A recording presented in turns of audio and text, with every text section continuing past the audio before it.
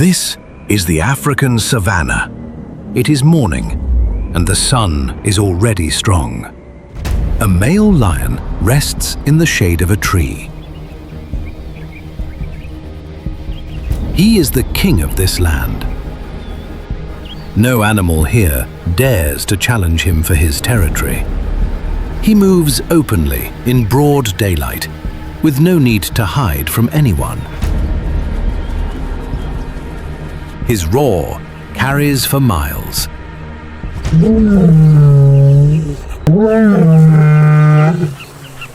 A reminder that this place already has an owner. A lion spends most of the day at rest, sometimes as much as 20 hours. He can run fast for only a few seconds and cannot chase prey over long distances. So he saves his energy,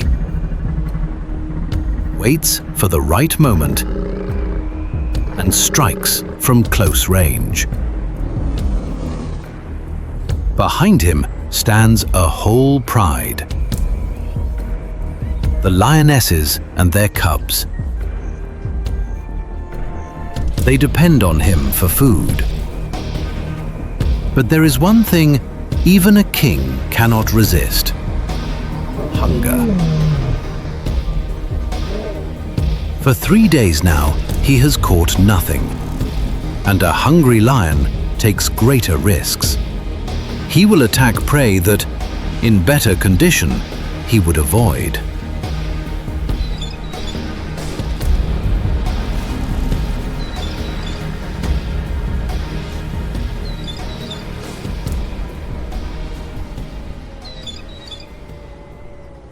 Not far away, by a waterhole, there is a herd of several hundred buffalo. Within the herd, a buffalo is safe. These animals do not scatter. They close ranks and charge back together. Many lions have died on a buffalo's horns. But one cow in the herd is in a difficult position. She has just given birth.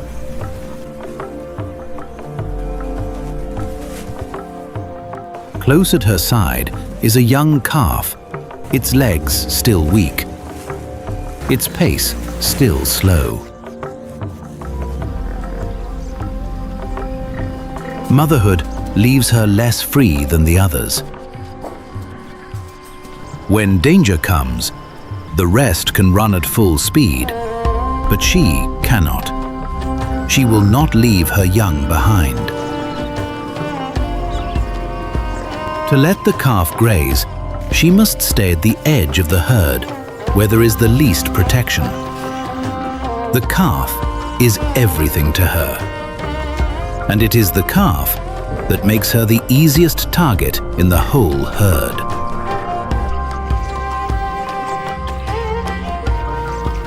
On one side, a king who fears nothing and has nothing to lose. On the other, a mother with far too much to lose.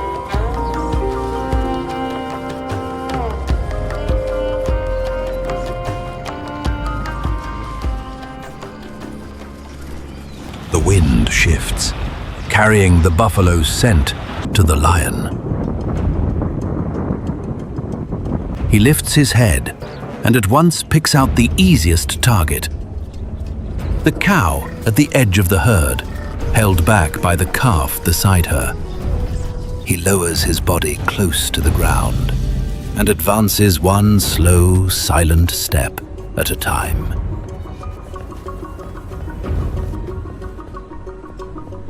Then he charges. The whole herd panics and flees. The cow's greatest strength, the herd itself, vanishes in an instant. The calf runs into the middle of the fleeing animals, but the mother does not follow. She turns to face the lion, because he now stands between her and her young. Now it is one cow alone, standing before the king of the savannah. The lion seizes her by the throat.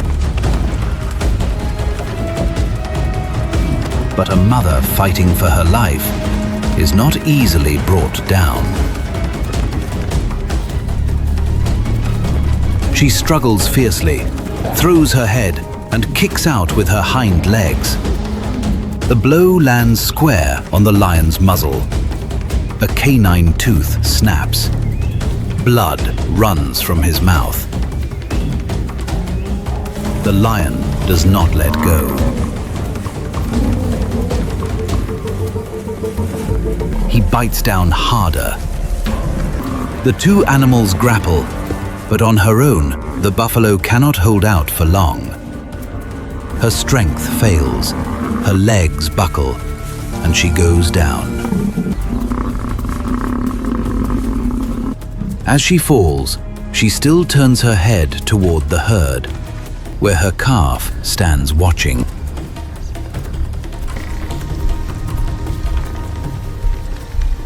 The calf calls for its mother. Once more. There is no answer. The herd moves on and does not wait. The calf has no choice but to follow, alone, without its mother, with no milk to drink. Meanwhile, the whole pride gathers around the kill. After 3 days without food, at last they eat their fill. The cubs play around the carcass. One death feeds an entire family. On the savannah, it has always been this way. Only the male stands apart. His muzzle is still bleeding. He eats very little. His injury is worse than it looks. Night falls, and the lion lies alone. The mother's kick struck harder than it seemed.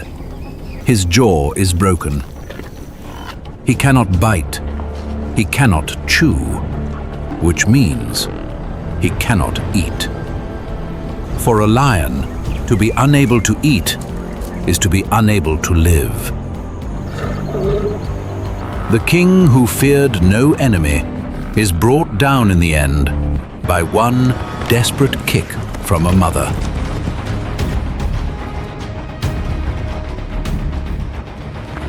In the days that follow, he grows weaker. His pride stays close, but none of them can hunt in his place.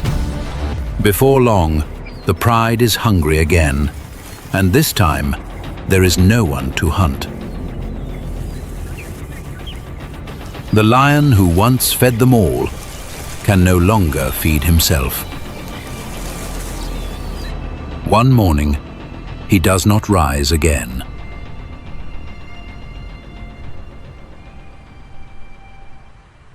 In just a few days, on the same stretch of land, 2 animals have died. The mother buffalo and the king who killed her.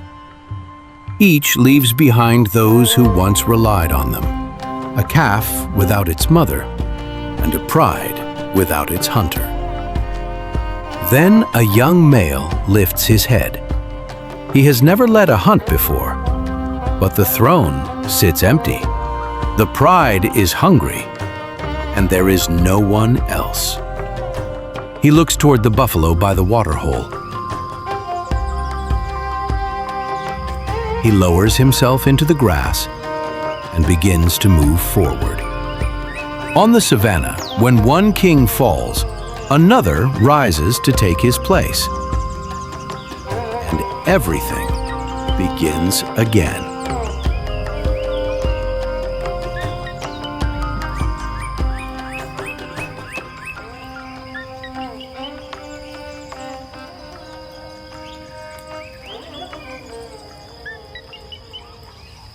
The lions still rule these plains. By day, They lie out in the open grass, afraid of nothing.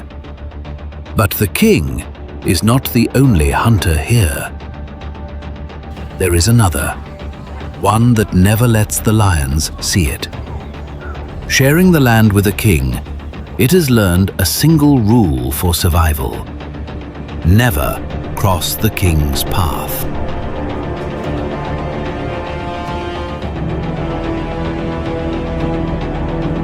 It is the leopard. The leopard has no pride. No one hunts with it, protects it, or saves it a share. Everything it gets, it must win and keep on its own. That is the hardest part. The leopard is not the strongest animal here. On this land, the lion is king.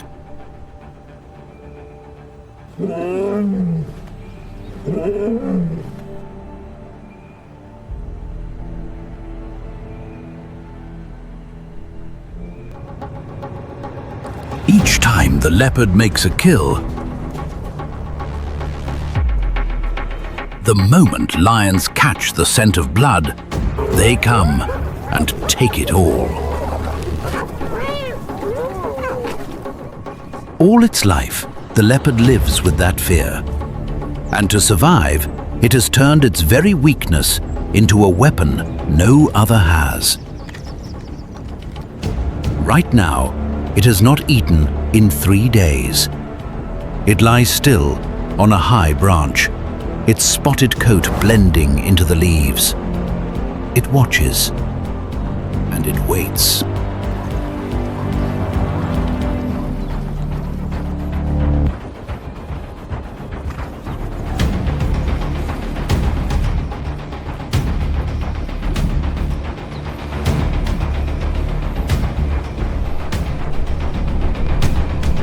Below, not far off, a herd of impala is grazing. Impala survive on vigilance. The herd is dozens of eyes and ears, forever scanning the surroundings. Their eyes sit on the sides of the head, taking in almost every direction at once. One sighting of danger, and the whole herd bolts. And impala are fast.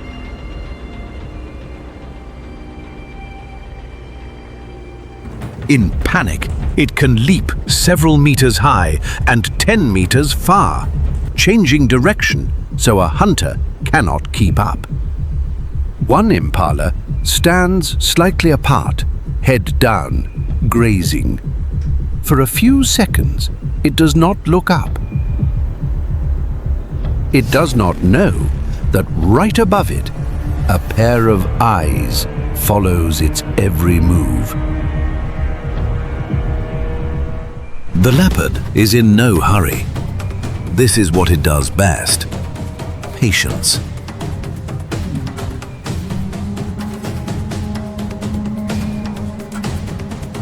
It slips down from the branch, weightless.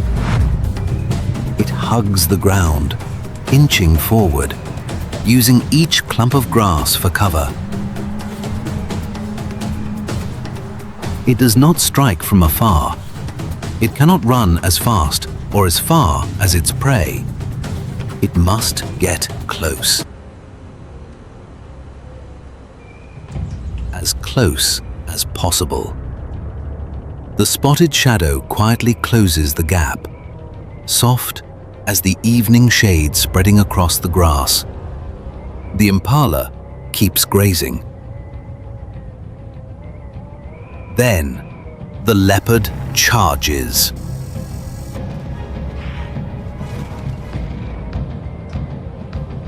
The impala lifts its head, but too late. The leopard is on it, clamping its throat. This bite is not to tear flesh. It is to choke off the air. The impala struggles, then goes still. The hunt has succeeded. But for a leopard, making the kill is only half the story. The scent of blood drifts on the wind, and on a king's plains, the smell of blood is dangerous.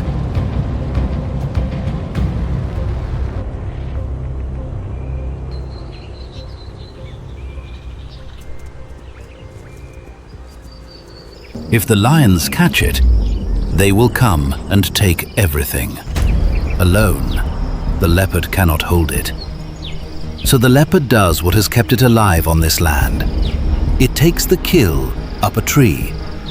It grips the impala, prey nearly its own weight, digs its claws into the vertical trunk and hauls them both up to a firm fork. Up there, no lion can climb. The kill is now its own.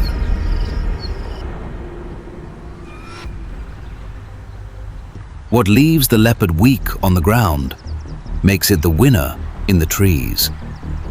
Draping the impala over the branch, the leopard begins to feed. Calm, unhurried. This is the reward for 3 days of hunger, for patience, for a perfect strike. Most of a leopard's hunts fail, so a kill like this is priceless.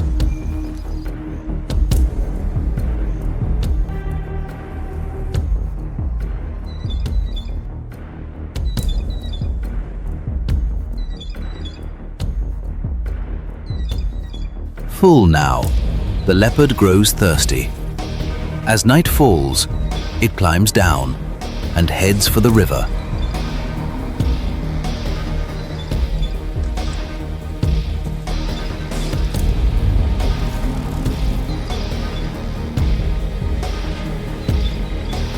By day, the river is the gentlest place around, where every creature comes to drink.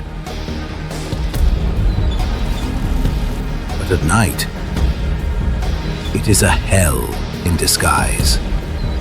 The leopard lowers its head to the water. The surface explodes. A set of jaws lunges from the dark. One instant, then everything is still.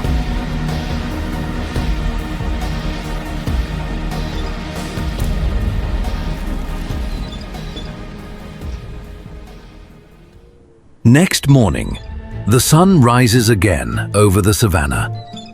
The river is gentle once more, glinting in the light, as if nothing happened.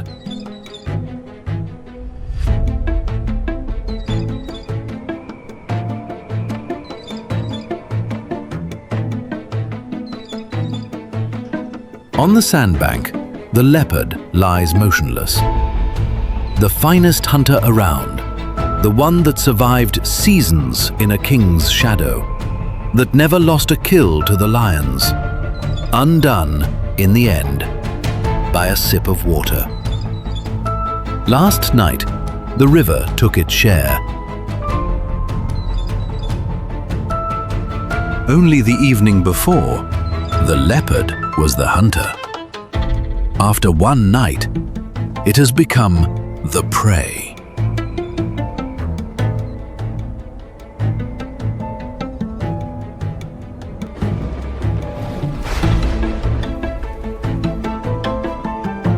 The impala's death fed the leopard. The leopard's death now feeds the river. On the savannah, no death is an ending. Each death is only the start of another life. The most fearsome hunter, it turns out, is as fragile as its prey. Before death, all are equal. And in time, each returns its life to the land that made it.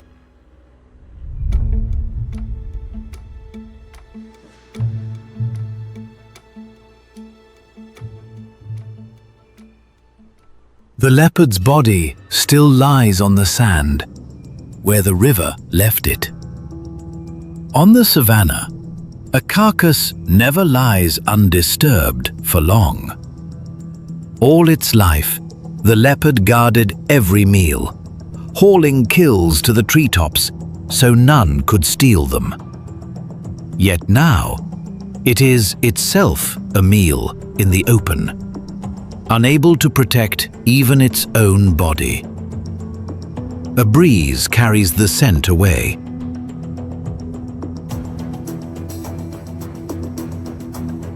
Across the grass, a few noses lift. No animal finds a free meal faster than they do. And none is more hated. The hyenas have arrived. To understand the hyena, watch how it feeds.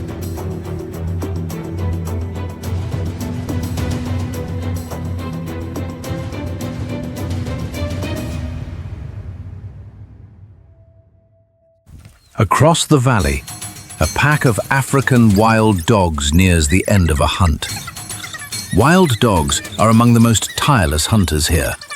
They run prey for miles, taking turns to press it until it is spent and can run no more. The prey is cornered. It stands there, trembling, awaiting the final blow. But that blow never comes. At least, not from the dogs.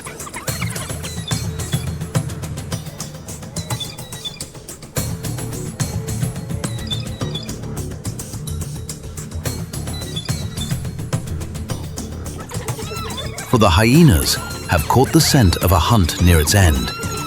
They arrive in numbers, more every moment. The wild dogs yelp and snap, trying to hold the prey they worked so hard to corner. But the hyenas press on, baring teeth, growling, overwhelming by numbers. In the end, the dogs back off. They stand and watch another claim the prey before their eyes. And hyenas do not only bully the weaker. On some nights, a whole clan will surround a lion, shrieking, snatching food from under the king's nose.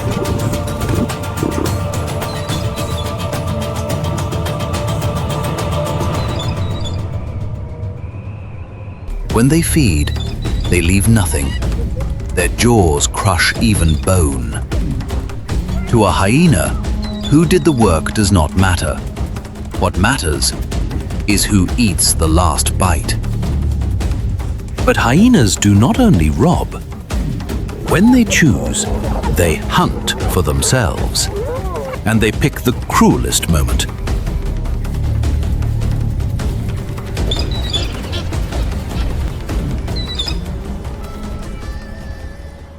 To see why, look to the wildebeest.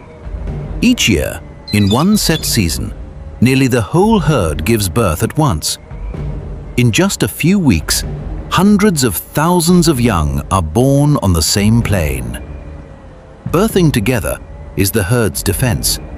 With so many young at once, no hunter, however full, can take more than a fraction. The rest survive by sheer numbers. A wildebeest mother has just given birth.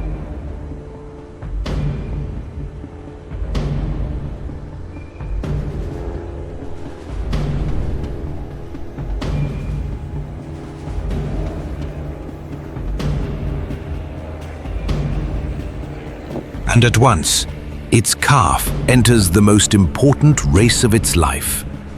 The calf flops onto the grass, soaked and trembling.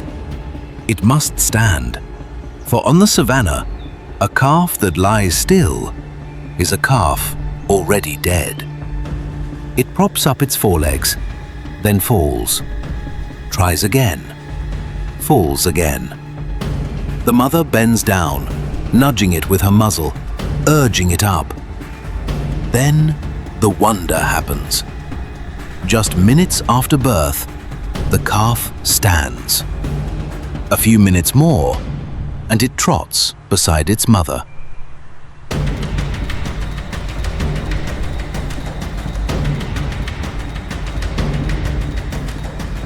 No large land animal grows up so fast, and it must, for it has no other choice.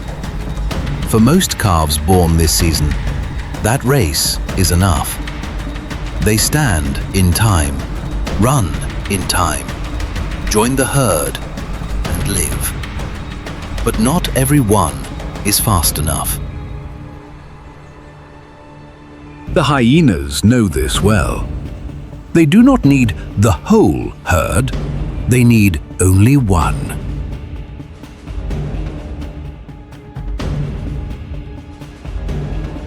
In the herd, one calf was born later, a little weaker. It stands more slowly than the rest, only half a beat slower. But the hyenas have seen it. They are in no hurry.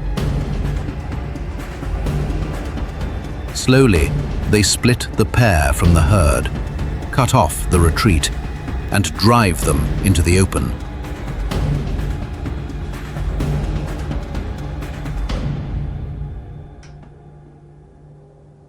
The mother wheels, charging, trying to draw their attention so the calf can flee. But one wildebeest, even a mother, cannot hold off a whole clan. They wait for the moment the mother is drawn away. Then the clan closes in around the calf. Its first race is also its last.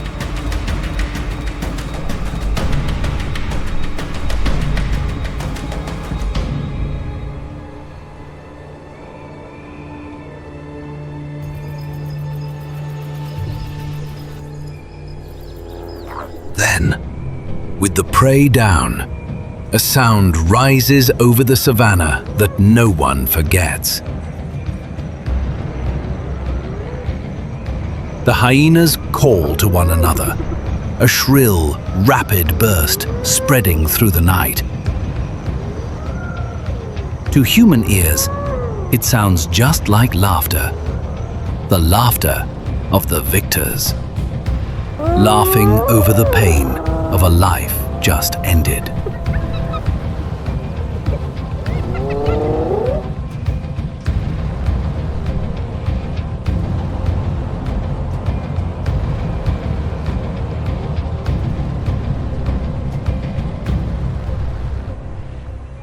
They're all the hunter, and each, in turn, is also prey.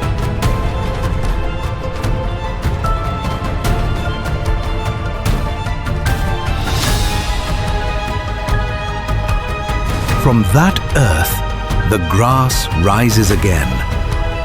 The grass feeds the impala. The impala feeds the hunter.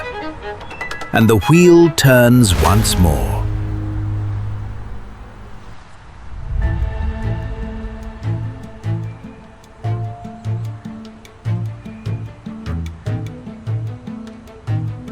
Dawn breaks again over the savannah. The herds return to the grass. The elephants amble down to the river. The birds rise into the early light. A new day, beginning just this way for millions of years. On the savannah, there is no final winner, and no one loses forever. There is only a circle, one creature's death always becoming another's life, turning on and on.